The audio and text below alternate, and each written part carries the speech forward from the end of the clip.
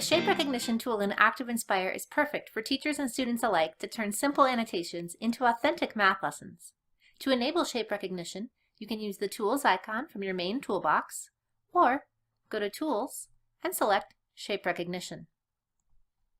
Now, as soon as you finish drawing a shape, it will be converted into an actual shape.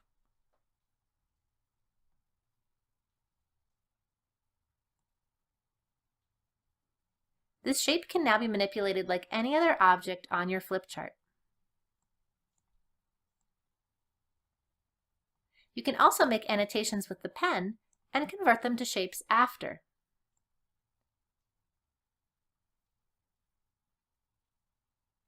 After you make that annotation, change to your Selector tool and select the annotation.